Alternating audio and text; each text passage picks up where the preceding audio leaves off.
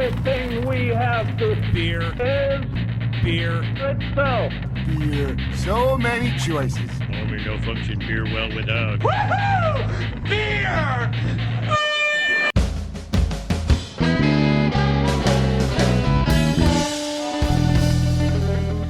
Hello and welcome to another episode of Beer Busters, where we're going to bring you the news and reviews about some wonderful brews. My name is Dan Baker, and I'm joined with my co-host and brewologist, Steph Hefner, and our wonderful third beer buster, Wayne Baker. And today we are also joined by, we'll say today's fourth beer buster. How does that sound? With a good friend of ours, Mike Kuhns. How you doing, Mike? Pretty good. Thanks for having me. Yeah, thanks for coming on. So, Mike, I understand that you are a member of the Berks County Homebrew Club, correct? That is correct. Cool. How long have you been homebrewing? Ooh, I've been homebrewing for about 4 years. I've been with the club for about 2 of those. All right, very good. And now, you told me earlier you were a certified beer server from the Cicerone program, correct? That is correct. So what is the Cicerone program? The Cicerone program is effectively a new entity in the beer world trying to match high-end restaurants that have wine sommeliers. It's effectively a beer sommelier program. The certified beer server is just the first tier of a 3-tier program.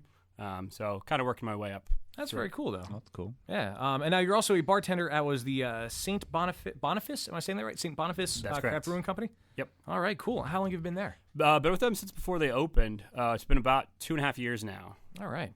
So that's pretty good here. So you're no stranger to beer. No, not at all. That's very good. This will come in handy throughout this episode. So in the interest of time, let's go into our news.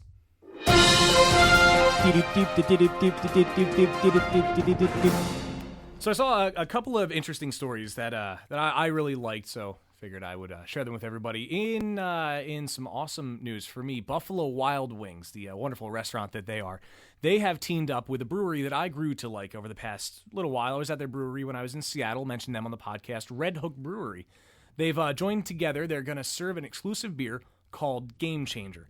Now, it's going to be served at all of the 900-plus locations that Buffalo Wild Wings has, and it's only going to be served as a draft there. They're not going to bottle it. They're not going to sell it anywhere other than these restaurants. Now, in order to figure out what kind of beer they wanted to serve for everybody that was going to, watch a game, something they could enjoy throughout the entire duration of a game, Red Hook gathered feedback from the restaurant chain's most loyal guests to see really what they wanted to drink during a sporting event. And after they got all their info together, they came up with a pale ale that has an amber color, and it's going to blend caramel malts with domestic hops that can stand up to the heat of all the Buffalo Wild Wings that they have there, to their hottest sauces that they have. And it really, they were intent on making sure that it would not overpower the palate as you're drinking it with these potentially spicy wings. They officially describe it as an approachable craft beer that's not too heavy or too high in alcohol, so people can enjoy drinking it responsibly over the course of a whole game. And that was said by Andy Thomas, who is the president of commercial operations at Craft Brew Alliance Incorporated, which runs Red Hook Brewery. Now, they're going to start serving this on July 15th, so it's relatively soon, but it's going to be at every single one of their locations. And that's pretty good news for me, somebody who really enjoys eating wings and drinking beer, and it just both of them are so much better when they are together. No offense to the vegans in this group. Now, there's also, this one I actually thought was really interesting, and I want to see what you guys think of it. There's a Scottish craft brewery called Brewdog, and they've introduced a beer that was invented on social media. It's called Mashtag, and it boasts a recipe created by the breweries. And it's even, the label has the hashtag in front of it, so technically it's hashtag Mashtag. I like that even better. Yeah, and they put out a survey to their fans on Twitter, Facebook, and the blog on their website. And according to their spokeswoman, Sarah Warman, she explained that we handed the keys to the brewery over to our fans, and every single Literally? Yes, literally. No, every single ingredient element of this beer was decided by the public. They ran the contest back in March. They debuted the beer, or I guess revealed what it was going to be, the end of May. And they've bottled it, and it's already for sale on their website at brewdog.com. Now, it was over the span of 5 days that they did this survey, and the winning ingredient each day was basically put together to go into the... Sort of built by committee. Because you know what they say? They say a camel is a horse designed by committee. I've never heard that. No, I have. Okay, I'm sorry. Apparently I'm less cultured. That's really no secret. But it was all thrown into the mix at the end of it, which resulted in, as they describe, an American brown ale with New Zealand hops and aged with oak chips and hazelnuts. And their spokeswoman, Sarah Warman, she also described it as the taste was very Christmassy, which is thanks to the 33 pounds of hazelnuts they used while it was being created. In every single bottle, 33 yes. pounds of hazelnuts. Yes, 33 pounds of hazelnuts per 16 ounces of beer, or 12 in a bottle, I guess. That would be dangerous. Yes. They are actually, they're selling it in, I think, different size bottles, and then you can buy 6-packs and so on their website, brewdog.com. And if you live in the UK or are visiting the UK, certain establishments over there, they didn't give any names of any particular places that would have it, you can order it there as well. But for those of us outside the UK, we have to order it and hope that we can get it shipped to where we are, which they do have the United States listed as a place they can ship to. It just depends on if local laws will permit you to order alcohol. I also wonder what the law is pertaining to shipping alcohol and beer and stuff. Yeah. Now, do they ship all of their beers, or is it just this special one that they're shipping? To be honest with you, I didn't quite check. I was really interested in this. I didn't honestly really think to check, but I would hope so. I would assume that if they can ship one, if the channel's set up, yeah. They have shipped others. I mean, one of the beers that they were most known for was, I forget the name of it. It might have been The End of Time or something, but it's the beer where they taxidermied animals around the bottles. There were like 12 bottles with sorry to the vegan, sure but they were with taxidermied squirrels and like they all died of moles natural and causes. stuff around the bottles. Yeah, they're known for doing some extreme stuff. That's pretty wicked. Sure. That's really cool, and I think this is going to go over well, especially that they're embracing the digital age that we're in. I mean, oh, go ahead. I was just saying, back to what I said earlier, it's kind of a risk to just sort of have people vote on what your ingredients are going to be, and then just sort of, okay, we're just going to throw this all together. Like, we're put a bucket outside, and whatever people drop in it, that's going to go with the beer. Well, I think they did it so that it wasn't going to be, no matter what you had, it was going to work together. They didn't throw anything outlandish into there. Right. Yeah, but I think it's great they're embracing this, and most breweries, if you've been around for a while, they're going to promote, we've been around for, 1,400 years, or, because that's possible, as we learned in trivia, that was it 1040, was it? Stefan. Yes. But no, it's great to see them doing this, and I'm kind of interested to see if I can buy a bottle of it. And hopefully, if we get it, we can look at it and review it on a future episode. And I just to have the excuse to say #mashtag. #mashtag. Seriously, check it out. I was really, really excited when I saw that. It's a good use of Twitter, and kudos to their marketing team. Crowdsourced beer. Yes. Now, there's something here, and I was in a fuss to get this onto my soundboard before we started recording, but there's a little song I want to play, and it relates to the next story. This song right here, it's a song called Here She Comes by a group called Ghost Wave out of New Zealand. Now, this relates to, and I really like this song, and I was listening to it a couple of times when I first heard it. It relates to Beck's beer.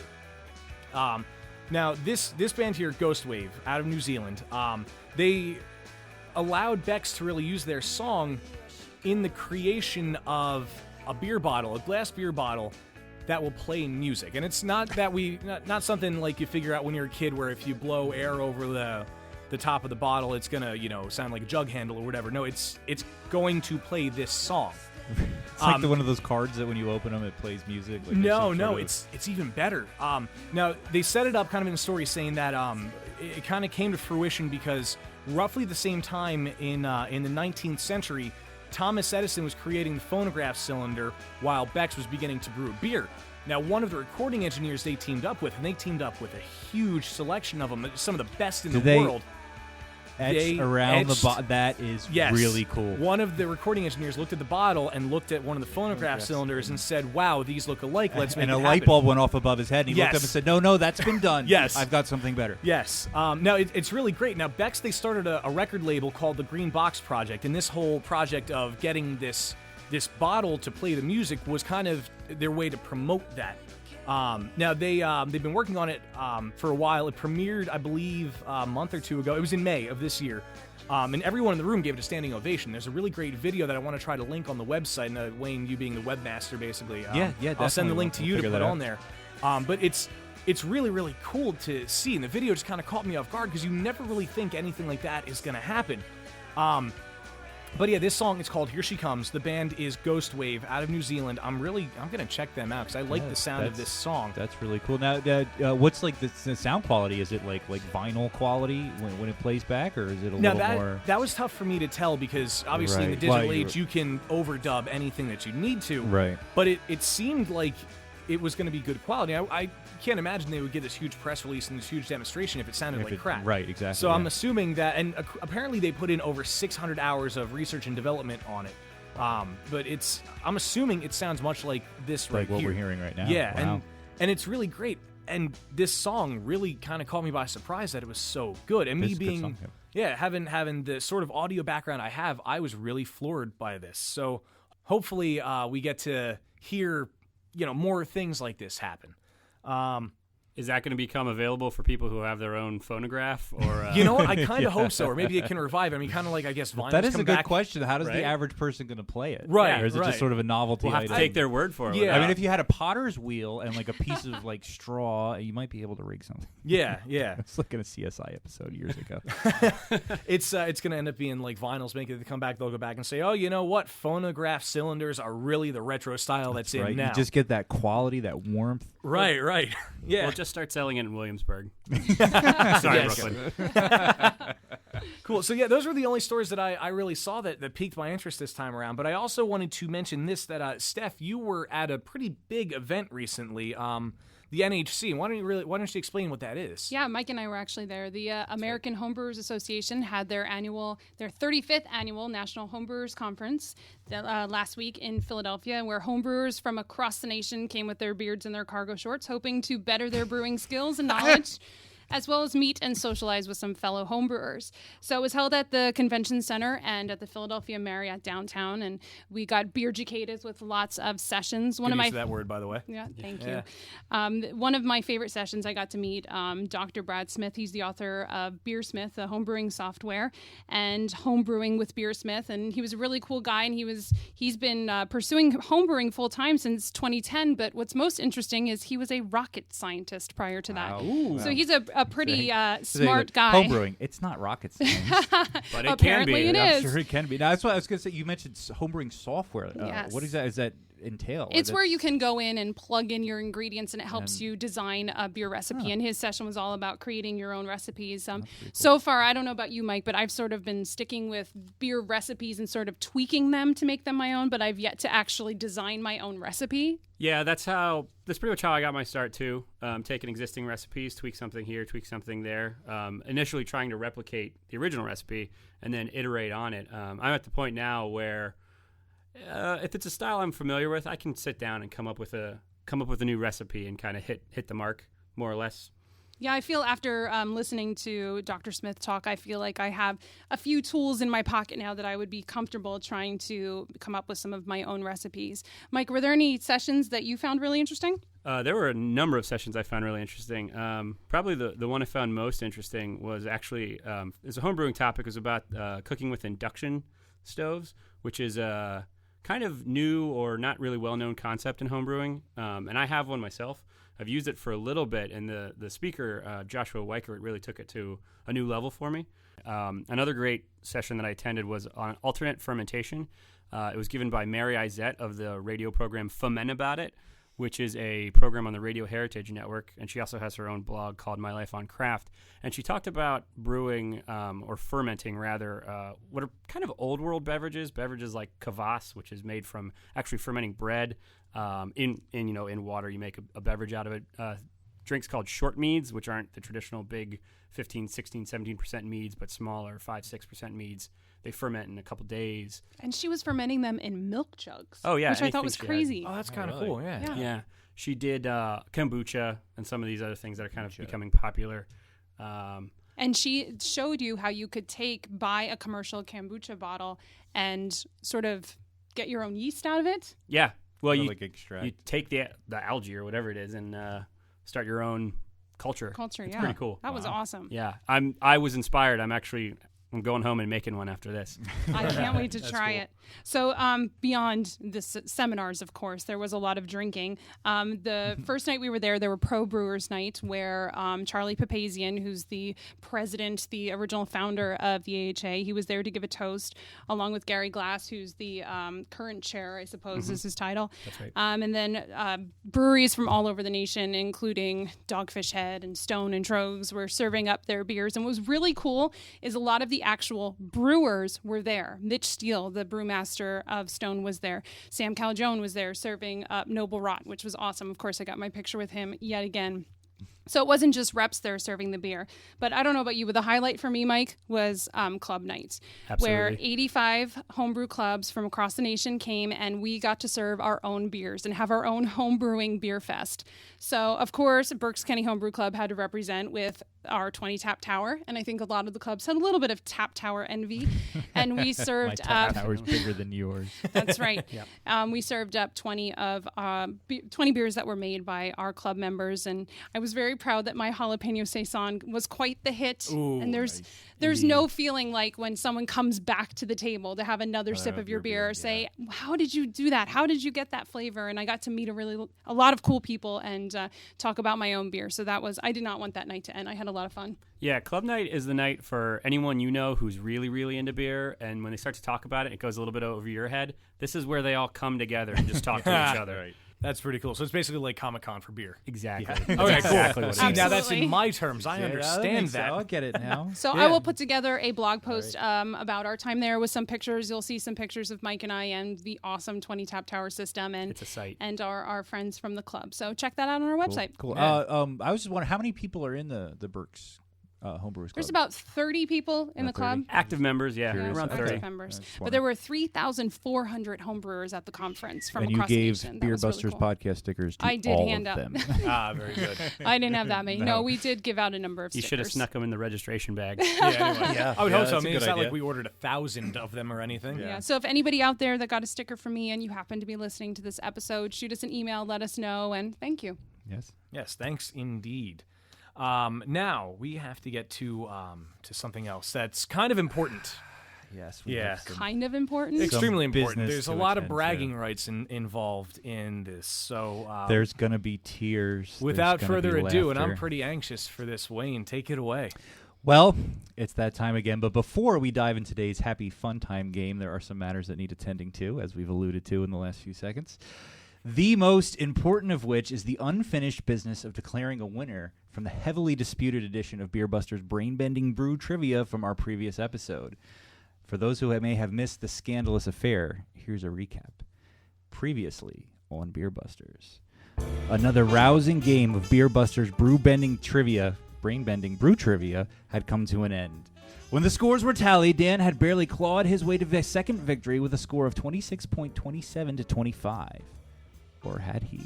His 1.27-point lead was the result not of a correct answer, but of a mildly amusing one. Aliens. Mildly amusing? Hey, I'm trying to be fair. It was slightly more than mildly. All right, good.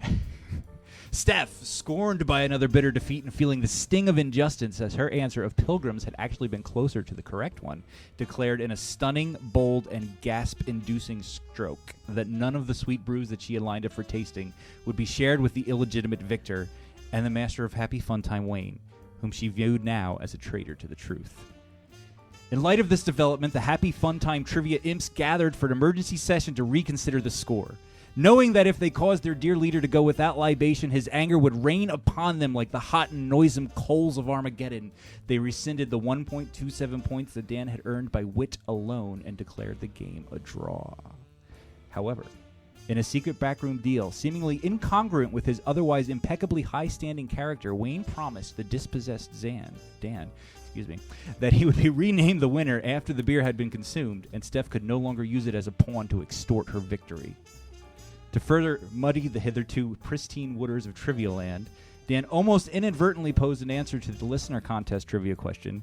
Though he successfully held his tongue, Wayne deduced through his powers of clairvoyance that the answer Dan was going to give would have been incorrect, and retroactively penalized him by docking a point. The matter was so convoluted by this point, however, that the result of the game was left hanging in limbo, and the burden of judgment was left to the Beer Busters podcast listeners. And now, the people have spoken. With a total of 9 votes to 8 through our poll on BeerBustersPodcast.com, the legions of Beer Buster besties have declared Dan was the winner. Yes. The people are on his side. The people are indeed on my side. Thank you very much, everyone who voted. I got this sound bite ready for when I knew I would win. It was destined to happen. Mathematics will show you that I won. Yes. I have nothing to say. Yes. Don't be a sore loser. It's okay. Steph, we're just drinking all the beer then? Yeah, I guess No, so. let's not do this again. I'm not setting up another poll on the website. Come on. In fact, I am going to award both of you 10 points for each vote that you received. And reckoning from the score as it stood when we initially concluded the last game, it brings the score to Dan 117.27 to Steph's 105. So at least you got over 100 points. I guess so. Yes, and this matter is now closed, and no further arguments will be accepted. It is official. It is official. However, Moving on. speaking of that poll, well, here's the thing. We put a poll up on BeerBustersPodcast.com so people could vote on whether you thought Dan or Steph won. There was also a space for you to type in why you thought they won, and we got a few responses on that, and I just wanted to read a couple of them. Ooh, 'cause yes, I thought some of them please. were pretty interesting. One for Steph, and this, I have to say, is true. The reason was because she clearly knows more about beer than Dan. I just know I like it. That's that about is very it. true.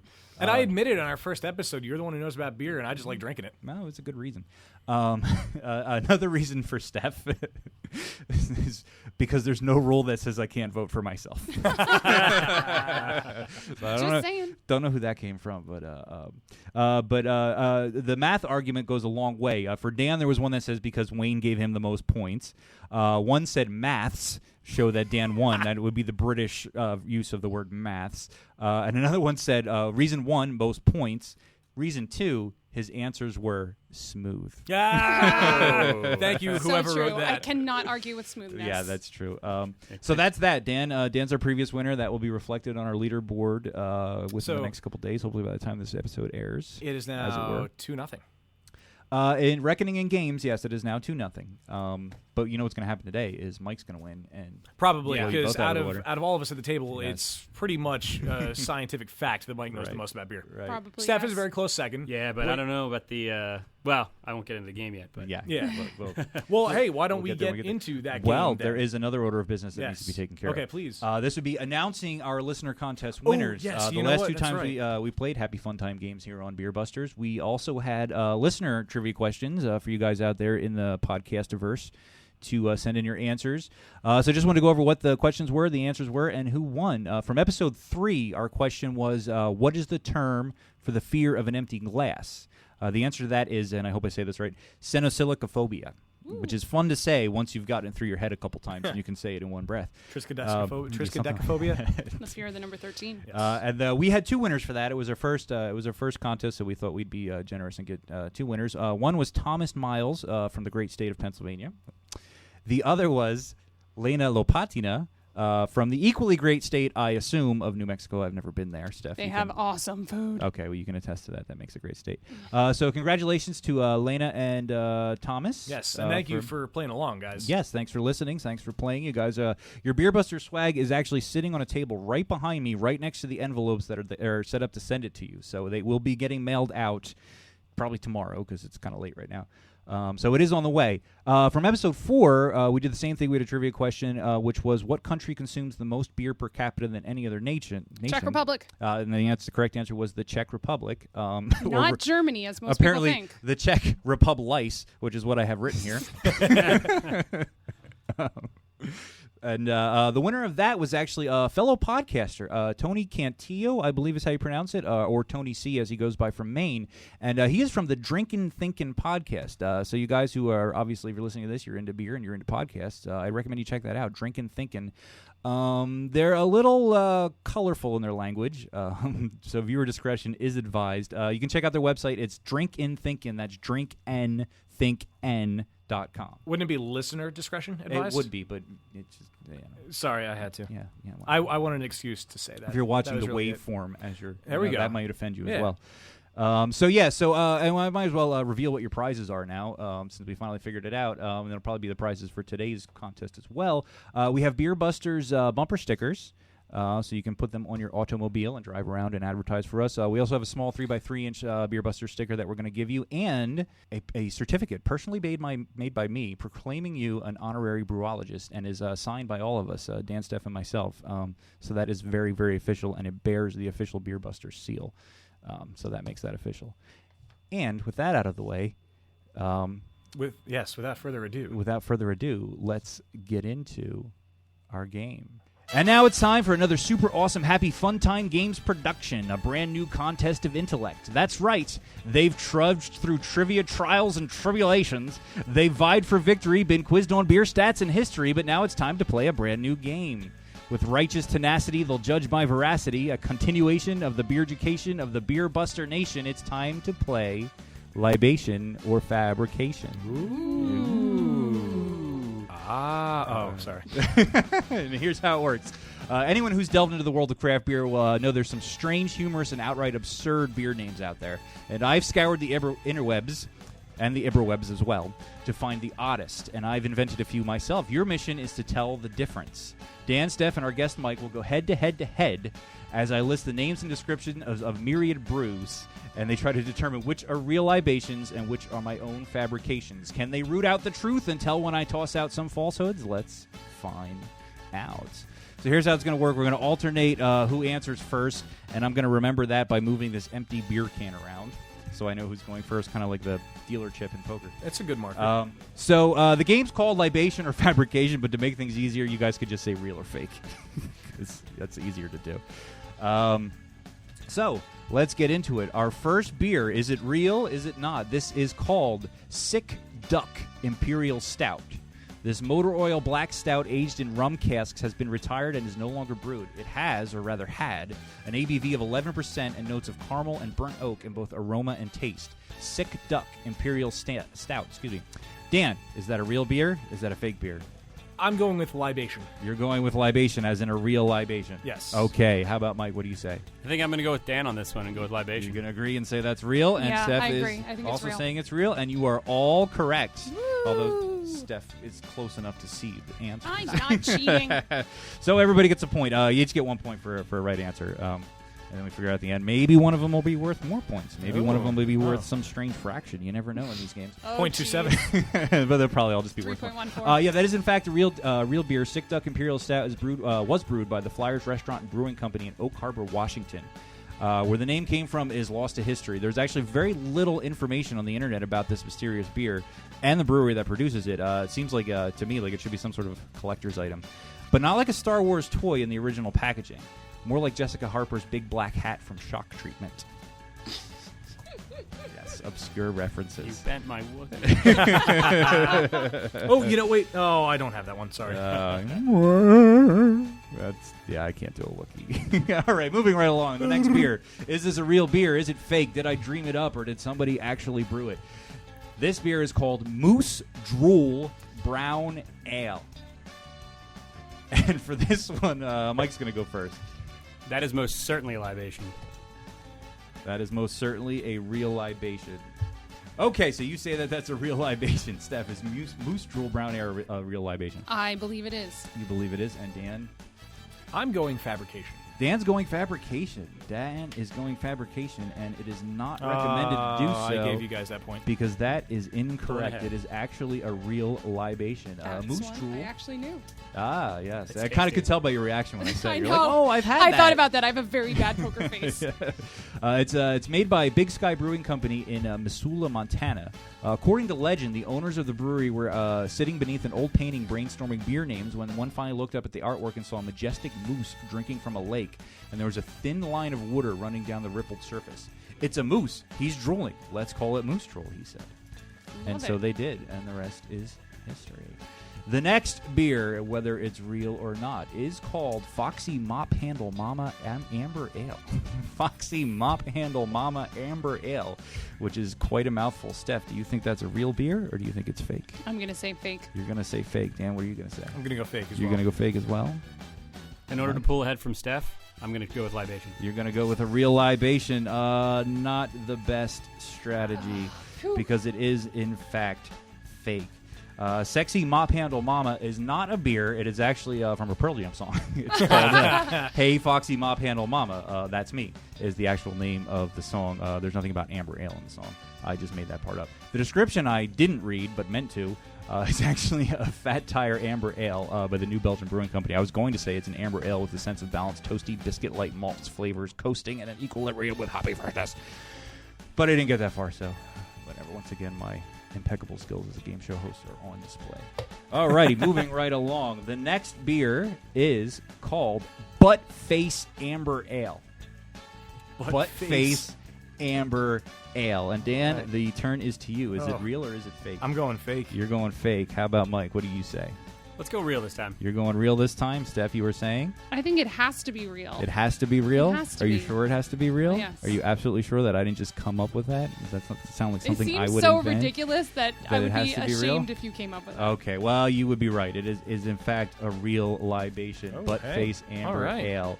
It's a 5.8% amber ale brewed by Bighorn Brewery as part of Ram International, which operates several restaurant and brewery brands in 5 states. It may not taste like butt or face or butterface, though it does have a decidedly mixed reviews on the internet, I found.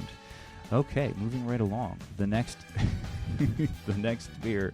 And the turn goes to Mike. This beer is called Brown Note Black Stout. This is a coffee and chocolate flavor sit atop an oaky finish in this heavy but flavorful stout. Brown Note Black Stout. Is it real or is it fake? Fake. It's fake, Steph? Fake. Fake, Dan? I'll go libation. You'll go real. Oh, Dan, you are incorrect Oh, again. Isn't it black note? No, Brown Note. Yes, but I believe the actual beer is black note. There may be a beer called Black Note, but Brown Note is the mythological frequency of sound that makes you involuntarily evacuate your bowels. Which, however, doesn't exist. Well, there is a black you, note Mythbusters. stout. That was in my notes. The Mythbusters proved definitively that the Brown Note does not exist, and nor does the beer. Okay, moving right along, and this one is up to Steph. Steph on the next one. This beer is titled It Comes in Pints Golden Ale, a crisp golden ale evocative of a roadside inn that does indeed come in pints. Is it real or is it fake? Fake. Fake? Steph says fake. Dan? I'm going to go fake as well. You're going to go fake as well? And Mike? I love Tolkien, so I'm going to go real. You're going to go real? Oh, I love Token too, and that's why I made it up. It is, in fact, a fake beer. It is not real, but it is an exclamation from the great Mariotic Brandy Buck upon realizing that the beer was available in pints and not just half pints. Wayne, if I start a brewery, will you name all the beers? I will name all the beers. I'd be happy to. Coming up with funny names is something I enjoy. Okay, Steph went first on that one, so moving the dealer can over to Dan. Nice. This next beer is called Polygamy Porter, the tagline being, why have just one? Polygamy Porter. Yes. Oh, wow. Is that real or is that fake? I hope it's real. I'm You going hope real. it's real? You're going to say real? Okay, Yeah. Mike, what do you think? I'm going to say real, and if it's wrong, I'm extending that job offer again. You say real? Okay. Okay, Steph, what are you going to say? All right, I'll say it's real You also. all say it's real, and you are all correct. Yay. Polygamy Porter is a real beer. Unfortunately, I did not come out with that one. What's the brewery on that one? Do you That know? is Wasatch Brewery in Park City, Utah, appropriately. Oh. That makes sense. This drink is a dark, medium-bodied ale. Offers the drinkability of a much lighter beer. The inviting chocolate and malty flavors fade into a slightly dry, silky smooth finish. Clocks in at a mild 4% ABV.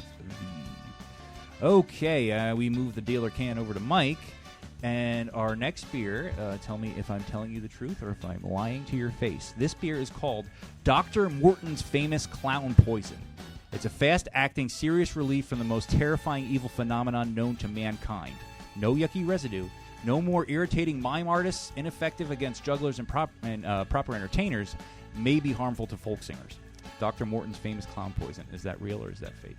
I'm going to go Fabrication. You're going to go Fabrication on that one. Alrighty. And Steph, what do you say? That has to be fake. That has you written all over it. That has me written all over it. Dan, what do you say? I'm going to go fake as well. You're going to go fake as well. You are all wrong. That is a real beer. Wow. I need to try Yes, this. it's a 4.4% single hop golden beer brewed by Abbeydale Brewery in Sheffield, South Yorkshire, across the pond over in the United Kingdom. Ooh. What I read as the description is part of the copy in their advertisement, and it continues. All those times you've woken up to find a leering, grinning, red-nosed monster looming over your bed.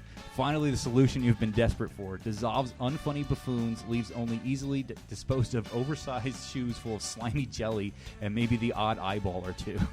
Caution, for serious drinkers only. For serious drinkers only. I wish I'd come up with that one, but I did not, so you guys were wrong. And who went first on that? Did you go first on that? Okay, Yep, so it's Steps. Now it's up to Steph. The next one is entitled, and you're going to like this one, Carl Weathers as Dylan in Predator Imperial Cascadian Dark Ale. This is a badass 10%er. Carl Weathers as Dylan in Predator Imperial Cascadian Dark Ale is an American black ale. That is incredible. Brewed for a limited run in 2011. Steph, is that a real Seriously? beer? Or is that fake? It has to be fake. That has to be fake. Dan, what do you say? Judging off how he played himself in Arrested Development, I believe it is real. You believe it is because real? The character he played himself as will take every penny he can get. I'm going real You're based going on that. Based on that. And what do you say, Mike? Yeah, I'm going with Dan. You put that bone in the soup, and you got some, you got some stock or whatever it says. Baby, you got a stew. There Baby, it you is. got a Baby, stew, you got a and you guys stew. are correct. That Yes. is a What? real Yes. beer. That is a real, actual beer that somebody actually made. That makes my day, and where Yeah. can I get it? Oh, that is amazing. Unfortunately, you cannot get it anymore. It was by Fort Collins Brewery in Fort Collins, Colorado. Awesomely, if a little non-PC named Brew, was part of the brewery's incredible hop series of one-off beers a few years back. So you may be able to find some of it around, but they don't make it anymore, unfortunately. But they do still make Carl Weathers. He still exists. Yes, All he right. does. And my familiarity with his work extends to Arrested Development. Yeah, I've actually basically never same here. seen the movie Predator. I just Neither thought have that was I, and really I've had cool. people yell at me for that. It's amazing. Sorry. Yeah. He was Never- Apollo Creed, too, for what it's worth. Well, that's true. Oh, yes. yeah. Alrighty. So, okay, this is going to be our last one. I'm going to take a quick look at the score here. Dan has 1, 2, 3, 4, 5. Steph has 1, 2, 3, 4, 5, 6, 7.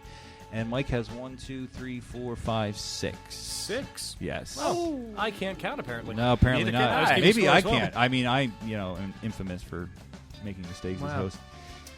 But what I say goes. That's how Happy Fun Times game That's works. true. It doesn't And matter if I'm right or wrong. It worked to my advantage. So My word is law. This is the final beer, and the dealer can goes to Mike for this one. And this beer is called Dirtbag McQuagg's Malt Liquor for Fine Gentlemen. Best served in a paper bag, this malt liquor for the discerning imbiber is produced exclusively in 40-ounce bottles. Don't forget to pour some out for your homies. Dirtbag McQuagg's Malt Liquor for Fine Gentlemen. Is that real or is that fake? I'm going to say that's real because I really want it to be. You're going to say that's real just because you want it to be. Okay, Steph, what do you say? That has to be fake. That has to be fake. Dan, what do you say? that's a tough call. I'm going with fake. You're going with fake as well. Mike is correct. That is a real beer. Ooh. It's a really real beer. Thank you. Oh no, Thank another you. time. Another one that I don't think you can get anymore. I think it was a special thing by that's Polygamy Porter. Excuse me. 7% American malt liquor brewed by Great Lakes Brewing up in Ontario, Canada. One reviewer on the internet had this to say, and this is funny. Dirtbag McQuagg's has an appearance that I'm not at all familiar with seeing in a beer. True, I'm not used to buying 40-ounce bottles in brown paper bags, but seriously, I'm not trying to be funny here. It's an extremely smoggy, straw-colored liquid with an almost lime juice-tinted complexion. It kind of has that unearthly green luminosity that cartoons give to nuclear contaminants. I wonder, does it glow in the dark too? I think Great Dirtbag. Lakes is in Cleveland, isn't it? Who's in Ontario? Great Lakes Brewing? Yeah, I believe they're in Ontario? Cleveland. Oh, I thought their website. I thought I said they were in Ontario. I could be wrong. It's happened before. It is once in or twice. one of those locations. Yes, it is in one of those locations. It is probably somewhere near the Great Lakes. All right, so the final score is 1, 2, 3, 4, 5. Dan has 5. 1, 2, 3, 4, 5, 6, 7. Mike has 7, and Steph has 1, 2, 3, 4, 5, 6. Uh-oh. I was afraid this was going to happen. We have a tie, ladies and gentlemen. Did you prepare a tiebreaker? Steph and Mike are tied. I did not, though I briefly thought about it earlier. However, I have a few names of beers, both real and fake, that didn't make the cut. And so I think what I'm going to do is ask you guys, Speed round. to decide whether one of these is real or not. Let's go with Pig Sweat Lager. Pig Sweat Lager. I like that. Mike, do you think that's real or fake? Fake. You think it's fake, Stephanie? I'll say real. You say real? Mike is correct. All the beers that are left here were fake. I didn't have any more real ones written down. Yay! So, Thank our you. first Thank guest, you. first time on the show, and he has won our Happy Fun Time game today. Right, The winner yeah. of Libation or Fabrication. Ding, ding, ding. Of the score of 8 for Mike, 7 for Steph, and 5 for Dan. I think. I don't know. I already lost the sheet. We'll Yeah, find it later. that was it. I officially lost, and there's no poll that can save me. Yeah, I'm sorry. That was fun. We're not going to ask the internet about that Mm-hmm. one. Yes, no. we have learned that. But as has become a tradition here, Yes. every time we play a game, we're going to pose a contest to you, our Beer Buster besties out there in Podcastlandia. And this time around, we're going to turn things over to our resident brewologist and accomplished homebrewer, Steph, who's going to give you a little description of the next beer she plans on brewing. So take it away. Yeah, so as everyone who knows me knows, I am obsessed with growing my own chilies and making spicy, spicy beers. And every summer I grow my own chilies, jalapenos, habaneros, ghost chilies, serranos, and I make a unique concoction and put them together in a beer. So I'm getting ready to brew this summer's chili beer, and I need your help, Beer Busters listeners. Please help me name my spicy concoction, and the person that comes up with the most creative name for my new beer will be our Beer Busters podcast trivia winner for this week. That's right. So come up with a name for Steph's spicy, spicy beer.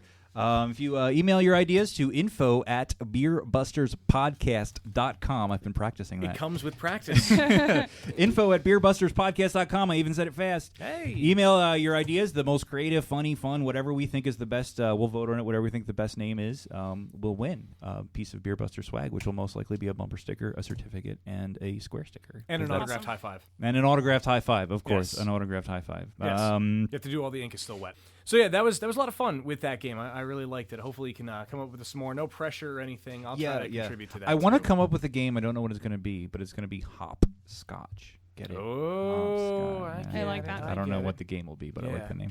It was good. Now, I would like to bring back another segment that we have done in the past. I am a huge fan of this. I like learning as much as I possibly can, especially about the topic I pretend to be hosting a show about. We're going to bring back Know Your Beer. Steph, if you could. Yeah, so before we get started with this episode of Know Your Beers, I do want to make a retraction about the Abiel's last episode. I keep saying last week. I talked about Abiel's, and I mistakenly mentioned that La Trappe Brewery is in California. I clearly know it's not in California, but it is one of the only Trappist breweries that is outside of Belgium, and it is in fact in the Netherlands, so I apologize for that misinformation. There is a La Trappe Cafe, a Trappist lounge in California, and there is also a new Trappist brewery that just opened in 2012 in Austria, so there are now 2 outside of Belgium, so I apologize for that misinformation. So this segment, Know Your Beer, is all about stouts, and I promise very, very soon we'll be drinking a few of them. Stouts get their dark color from roasted grains, which also can give them chocolate flavors. Pure roasted barley is also used, and that is barley that has not been malted, and that's where you're getting those pure coffee flavors. One type is the Irish Stout, which is a very dark, roasty, bitter, creamy ale, and Guinness is the progenitor. Arthur Guinness made a porter in the late 1700s, and it had a higher degree of roasted grains from the other porters that were being made at the time. Now, porters are the ancestor of the stout. They were originally a cheap beer. It was actually a combination of fresh beer mixed with old beer. Oh, really? Oh. And they later added a third beer with lots of roasted grains to improve the flavor, and they called this the three-thread beer or the triple butt beer. Yeah. Laborers were the ones that would buy this beer. So Arthur made Arthur Guinness Extra Stout Porter, and then a decade or two later, he dropped the word porter, and the stout style was born. A dry Irish stout is meant to be drunk in big quantities, so it's a sessionable beer, and believe it or not, I've been told that it has fewer calories than Bud Light. Now, it's supposed to be in mass quantities, but it's normally a heavier beer, right? It is not a heavier beer. Really? Darker beers are not always heavier. Really? Okay, maybe that's just That my is a experience with misnomer. it. All right. And Guinness gets its creaminess because it's on nitrogen, not CO2, like most other beers. And Oh, what I they didn't do know is they that. put a capsule of nitrogen inside the bottles and cans, so it feels like you're drinking it right at the pub on top. So another style, one of my favorites, is the oatmeal stout. It's very dark, full-bodied, roasty, malty, with that complementary oatmeal flavor. Firestone Walker has the Velvet Merlin, which is known for its smoothness. And beers like this with strong malt character should be warmed up a little bit to knock out some of the CO2 and bring out those aromas and flavors. Now, stouts were once considered health beverages because they were good for cardiovascular systems, and their hops were a medicinal herb, and they provided antioxidants. So what is the actual difference between stouts and porters? Stouts usually have a heavier roasted barley bill than a porter, and porters have more black and chocolate malts in them. There's also the sweet stout or the milk stout, which is a very dark, sweet, full-bodied, slightly roasty ale. It often tastes like a sweetened espresso. You're not really supposed to call them milk stouts anymore, though, because technically they don't have milk in them. They use lactose sugar, which also is not vegan. And some examples are Left Hand Milk Stout, Young's Double Chocolate Stout, Sam Adams Cream Stout. They're usually a little lower in bitterness and more sweet. Another one is the Foreign Export Stout. This one is pretty hard to find. It's dark, moderately strong, roasty ale. And they used to call them tropical stouts because they were typically exported to tropical markets. And Guinness has their Foreign Extra, which is actually now available in the U.S. So we'll have to keep our eyes open for that one. Absolutely. Yeah. So there's also the last type I want to talk about is the Russian Imperial Stout. This is the intense, big, dark ale. It's roasty, fruity, bittersweet, and it has a lot of alcohol, typically between 8 and 12%. Old Rasputin is one of my favorites. We actually had some of it at the beer and cheese pairing at NHC. And I also want to talk about Brew Dog, the brewery that you mentioned in the news segment from Scotland. Hashtag. So last episode, we talked about ice beer, and I honestly knew nothing about it. I thought maybe it slows down the yeast. I had no idea. So, of course, I went and I did some research, and actually what they do is they freeze the beer, and this condenses the beer. They freeze it, and they scrape away the ice, and it concentrates the alcohol, which increases the alcohol of the beer. The freezing which is, pulls the water out. Sort of what you sort of alluded to. Right. So BrewDog is known for two of their beers. One is Tokyo, which is actually usually between 18 and 22% Russian Imperial Stout, and their Sink the Bismarck, which is around 42%. Wow. That makes Utopias sound like a session beer. So I was But pretty... it's not 65. It's not 65, that's true. But so there you go. I hope you learned something about stouts. So let's open some up. I did bring stouts for the tasting segment, but I also added a saison. I hope that's okay with you. That's It fine. doesn't matter. I'm Yeah. okay with that. As long but as we can drink it. I've been sitting here staring at these bottles, sweating in the ever-growing heat here in the Beer Busters podcast basement, and I am ready to wet my palate. yes, as am I. So without further ado on this... Beer me! Beer me! Beer me! Beer me! Yes, beer me, please. So the first beer we have is from Cigar City Brewing Company, which I very luckily got to visit a few weeks ago with my grandfather when I traveled down to Florida. I got to visit their tasting room. Oh, and by the way, if you get to their tasting room, they have a guava Berliner Weiss, which is out of this world. So this one is their cucumber saison. And yes, I had a beergasm when I had it down there. I had to buy a bottle and bring it home to you guys. It is a 5% saison farmhouse ale brewed with cucumbers. They use Citra and Sriracha hops, and it was periodically on tap of the brewery, and it was so popular that they decided to release it in bottles for the first time, and all of the bottles sold out on the first day. Can I ask a potentially stupid question on that? Sriracha hops, anything to do with Sriracha hot sauce? That's what I thought of, too. Is it Sriracha or Srirachi? That's Sriracha Ace is the name of the hop. Srirachi. Okay. It has nothing to do with the rooster sauce. Okay, I No, just wanted to be okay. sure, because that's one of my favorite things. So it would have... I I don't, was thinking about the hot sauce. That's probably why I said it yes, that way. it's cool. I personally don't really like cucumbers, so I'm pretty anxious to try this, but that would have redeemed it for me, because I love Sriracha. So spicy cucumbers. You can pretend. Yeah, we can pretend. Or we can grab you some, we can mix it in. That would be good. I don't know about you, but I actually do smell the cucumbers. I do it's a too. little Yeah. melony as well. When I first had this, I thought like a watermelon ale, but without that sweetness at the end. Mm-hmm. I really loved this beer, and I wanted to bring one back to share with you from Oh, my that's good. brew venture. Yeah, it's That is really light. It is really light, and it does. You get that cucumber taste. You do, yeah. But to be honest, as somebody who doesn't like cucumbers, it's not too necessarily overwhelming on the cucumber taste, but I don't think I would order this. I'm glad I tried it, don't get me wrong, Right. but just the cucumber, I'm not too sold For on me, it's more like you have cucumber salad. Yeah. You know, with the dressing and then cucumbers peeled. Like Yeah. it kind of reminds me of that more than just straight up cucumber. I think the hops add a nice sort of spicy foil too. Yeah. To there in the back in the finish, you get that spice character that kind of cleans up the cucumber. Mm-hmm. Yeah, and then you don't have the lingering sweetness like you do if you have like a watermelon ale or Right. some other sort of fruit You ale. know, it's a well-made saison first that has cucumber in it second. Speaking of well-made saisons, there is an unlabeled bottle here in our lineup. What is this Mike, do you want to tell us about this mysterious Sure. bottle? This is a saison that I brewed myself. Being homebrew for 4 years, you tend to make some every once in a while. Or a lot of them like me. Yeah. This is going to a private competition in the coming week, and I thought I'd bring it out to share with you guys. It's a very simple recipe. It's uses one of my favorite strains of yeast, which is actually a French saison strain. They're known for being a little bit more muted in their spicy Belgian character.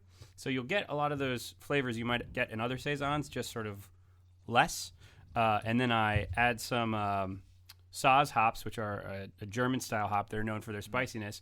And that, again, kind of works to pair with the spiciness from the saison yeast. And then I dry it out with a little bit of complicated sugars that have some molasses. Turbinado, you may have seen it on the grocery store shelves. And that helps to dry it out, so you get a kind of cleaner, crisper finish. Yeah, I like that. It's sweet, but dry and crisp all at the same time, and that confuses my palate completely, but I love it. That sweetness is just a little residual from the turbinado sugar. Normally, I mean, it's in brewer speak, the alcohol is pretty up there. You know, its gravity is low, so you get a clean finish that's kind of crisp and invites you for another sip. But there's a little bit of lingering something from that sugar that doesn't quite get eaten up by the yeast. Kind of stays there. But it's a nice linger. Yes. I like it. Yeah, Nice it job. is, yeah. Very It's cool. it's smooth. Thank you. High praise. I'll take it. That's a compliment. Smooth. So moving on now, we'll officially get into stout since that's our theme here. Our friends at Lavery Brewing Company, we love them, from Erie, Pennsylvania. I have here their 1847 Rye Stout. It's a dry, bitter Irish-style dark ale with spicy rye, and it's considered a winter seasonal, but I saw this bottle a few weeks ago, and I was like, Lavery, they're awesome, and I picked up a bottle. They use pale rye, Munich, roasted barley, and chocolate malts with a massive amount of Columbus hops. They say it's extremely dry, roasty, and delicious. So let's see what you think. Definitely a different color here. Yes, I definitely like the way it looks. Yeah, that dark color, that nice tan head. Yeah. I love when beers pick that up. When they love get the smell. that sort of like blood red in there, like when the light hits it, when you get these really dark. Yeah, that's you from the know? malts. Mm-hmm. Yeah. I just think that's beautiful. So Oh, I love the smell. it's the malts that gives it the red color. I didn't know that. You get the rye, you get the sweetness, a little chocolate maybe. Yeah. Oh yeah, and I can taste the chocolate then too.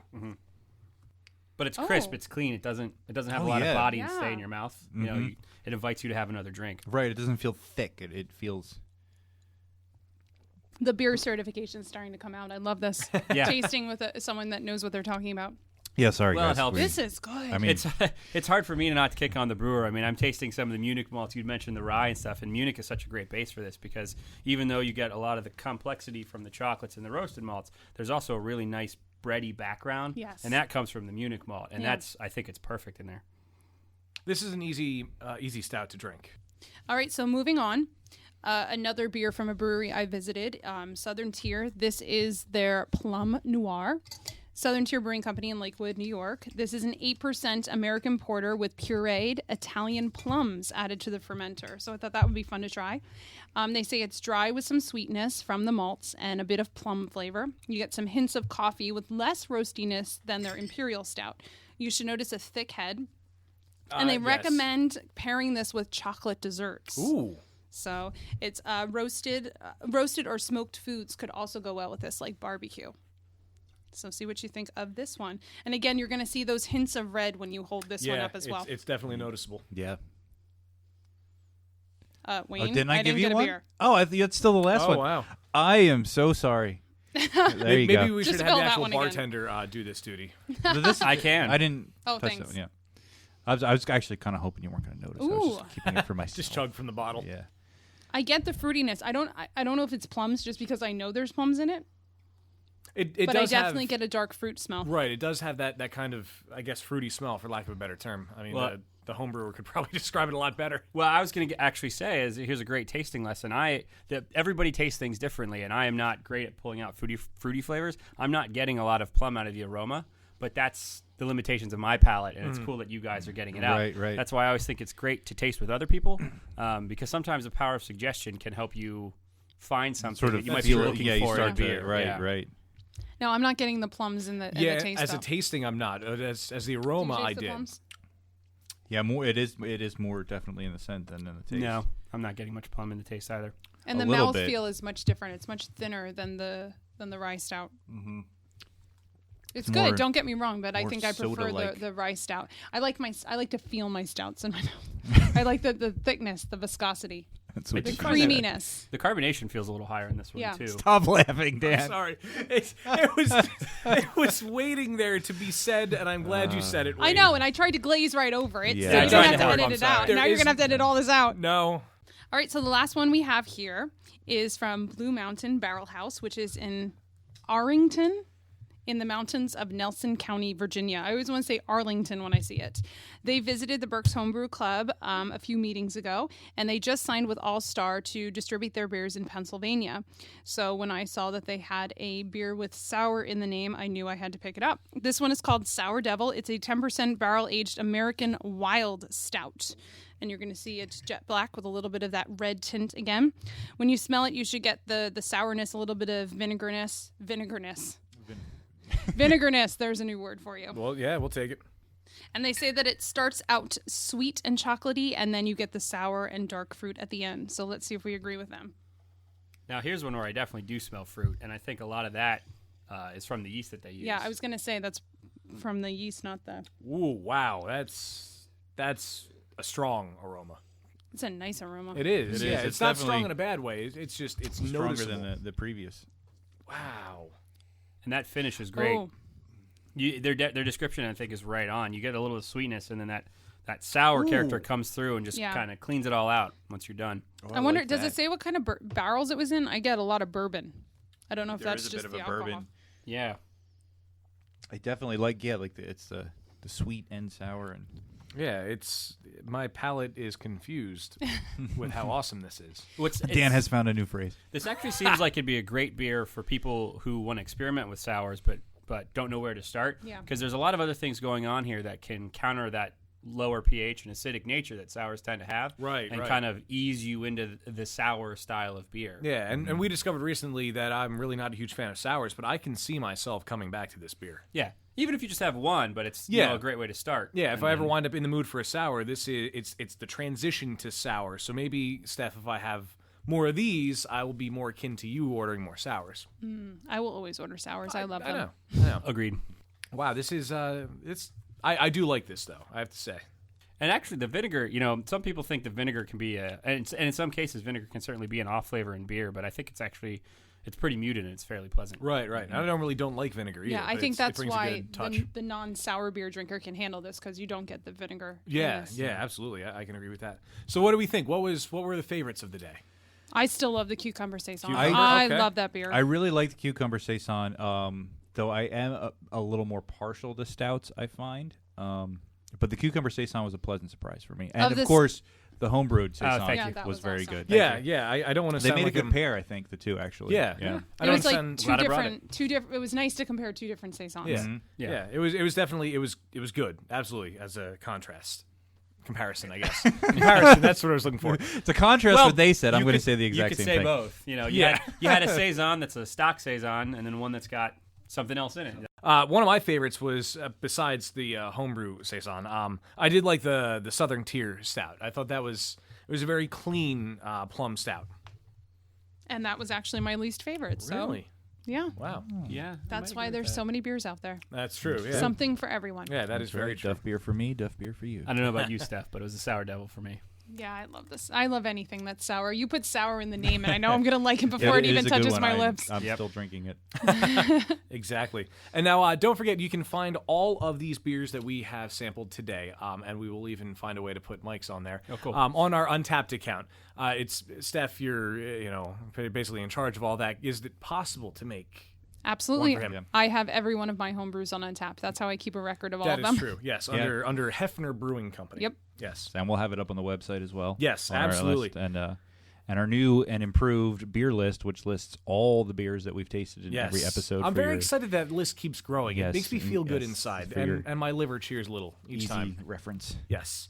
Now, our Untapped account is just simply Beer Busters. Feel free to search us and add us and toast our check-ins.